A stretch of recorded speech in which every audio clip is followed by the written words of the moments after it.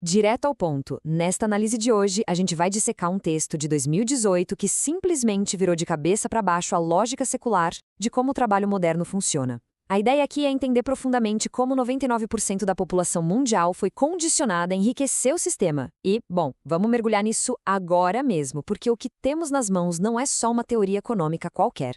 É de verdade uma reestruturação completa da forma como compreendemos o valor humano.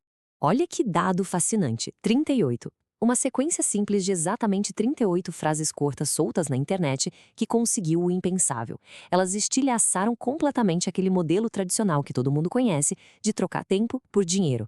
A força bruta desse formato tão direto e enxuto mostra pra gente que as grandes verdades financeiras da nossa era não precisam de livros de 1000 páginas para serem compreendidas, né? Elas só precisam de clareza e de coragem para expor as ilusões que a sociedade acabou aceitando como normais. E é justamente por isso que a fonte original trata esse texto de uma forma tão incisiva.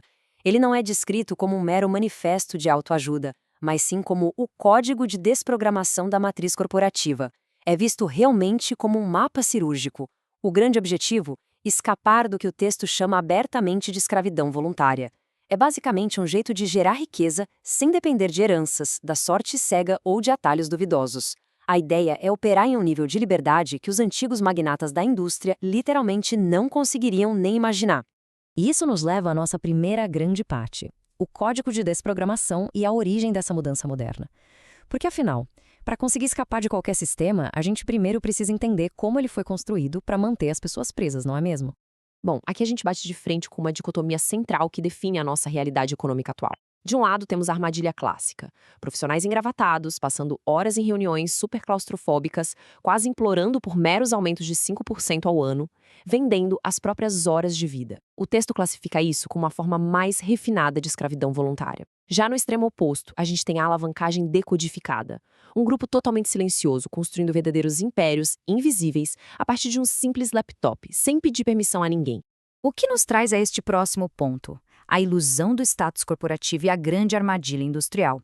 Vamos voltar um pouco no tempo, lá para o tabuleiro de xadrez original das velhas fábricas. Vamos imaginar aquele cenário clássico, cinzento e cheio de fumaça da era industrial. Foi exatamente lá que essa armadilha psicológica foi criada. Os magnatas do passado montaram um modelo focado no controle absoluto de corpos e mentes. O ego dos grandes CEOs era alimentado literalmente pelo volume de cabeças que eles controlavam no chão de fábrica. Aí, essa obediência cega foi embalada e vendida para todos com um rótulo muito atraente chamado estabilidade. E o resultado? Criou-se um verdadeiro coliseu moderno de vaidades, onde as pessoas competem ferozmente por títulos vazios sem perceberem que estão apenas decorando as grades das próprias gaiolas corporativas. E isso rende uma das frases mais irônicas e geniais do texto sobre a realidade corporativa. Ele diz que a maioria dos gerentes de nível médio serve hoje apenas como babás de luxo para adultos assustados. Sensacional, certo? Essa frase capta com perfeição aquele clima de tensão e medo dos corredores empresariais, onde o valor de alguém é medido pelo tanto de estresse que consegue suportar. Tudo isso enquanto a verdadeira revolução tecnológica acontecia lá fora, totalmente ignorada pela velha guarda. Chegamos então à nova física econômica, a grande mudança que veio do Vale do Silício. Porque enquanto os dinossauros do mercado riam, nas suas salas de diretoria trancadas, uma revolução silenciosa nascia nos servidores com ar-condicionado. E a física do dinheiro estava prestes a mudar para sempre. O cheiro do sucesso mudou, digamos assim, do óleo das máquinas pesadas para os algoritmos de escala global.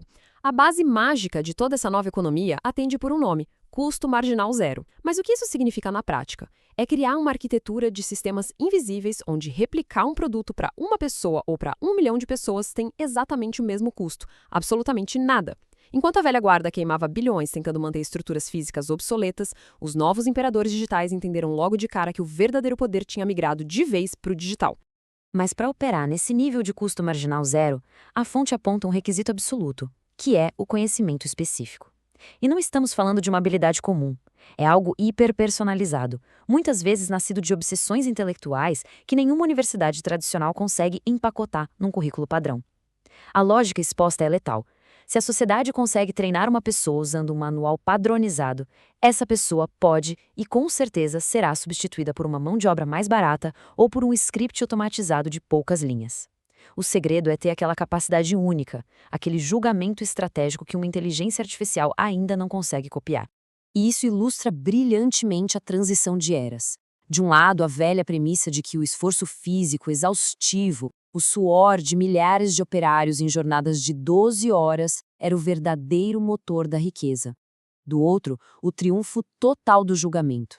Hoje, em um mundo hiperconectado, uma única decisão correta, tomada a partir de uma mente clara e de um conhecimento específico super afiado, pode movimentar centenas de milhões de dólares em segundos. O esforço bruto perdeu a guerra para a clareza estratégica. Entramos agora em uma parte crucial, as alavancas sem permissão e o motor da escala democrática. É aqui que atingimos o clímax brutal dessa análise, onde as velhas ilusões corporativas se despedaçam completamente. Vamos seguir em frente e ver como o jogo realmente funciona quando falamos das 4 formas clássicas de alavancagem. As 2 primeiras são as que exigem permissão, trabalho e capital. Basicamente, exige convencer pessoas a seguirem ordens ou implorar para banqueiros liberarem dinheiro. Essas alavancas drenam a energia de qualquer um com burocracia interminável, egos e politicagem corporativa. Agora, as outras 2 formas mostram o verdadeiro terror dos velhos ricos: código e mídia. São alavancas puramente democráticas que não pedem a permissão de absolutamente ninguém para existir. Código e mídia são descritos como os verdadeiros exércitos invisíveis do capitalismo moderno. Basta pensar um pouco, cada linha de código rodando, cada podcast gravado ou vídeo distribuído age como um trabalhador incansável no plano digital. É uma força de trabalho que se multiplica infinitamente e estabelece domínio em escala global sem precisar disparar um único tiro físico. E a energia desses exércitos digitais é impressionante, inesgotável. Eles operam 24 horas por dia, 7 dias por semana. Não reclamam de salários, não pedem férias, não exigem planos de saúde e nunca abrem processos trabalhistas. Eles só continuam lá, entregando valor incansavelmente, dia e noite, enquanto seus criadores podem estar dormindo, viajando ou simplesmente aproveitando a vida de verdade. Para colocar isso em perspectiva, é exatamente essa realidade que causa pânico nas grandes empresas tradicionais. É uma verdadeira humilhação matemática em escala global. Vamos imaginar o seguinte: de um lado, uma multinacional de 50 anos de história com 10 mil funcionários presos no chão de fábrica. Do outro, alguém de 20 anos no próprio quarto armado apenas com um laptop, código e uma rede de mídia. Essa única pessoa é capaz de atingir mais clientes e gerar mais impacto financeiro do que todo aquele império de papel tradicional. A arrogância da velha economia é simplesmente esmagada pela velocidade avassaladora dessas novas alavancas. Tudo isso prepara o terreno para nossa parte final, a engenharia da liberdade, que é o objetivo por trás de tudo. Afinal de contas, para onde todo esse poder tecnológico e financeiro deve ser canalizado? A resposta que encontramos aqui é profundamente existencial. O acúmulo de riqueza não é tratado como um milagre místico ou um golpe de pura sorte. É cálculo. É puramente uma engenharia existencial. Trata-se de alinhar meticulosamente o conhecimento específico com a alavancagem correta, assumindo total responsabilidade pelos erros e acertos. É a arte de blindar a mente contra aquele pensamento de manada que ainda prefere o aparente conforto de assinar um contrato de miséria programada em troca de falsa segurança. A grande sacada que precisamos tirar de tudo isso é que o dinheiro em si deixa completamente de ser o objetivo final. Ele é reconhecido pelo que realmente é, um mero pedaço de papel ou apenas dígitos brilhando em uma tela. O seu verdadeiro e único propósito prático é comprar a liberdade pessoal. Ele serve como um escudo maravilhoso para retirar as pessoas da linha de tiro das obrigações sociais absurdas e das interações humanas tóxicas. É o passaporte definitivo para sair dessa máquina invisível que tritura a humanidade nos bastidores todos os dias.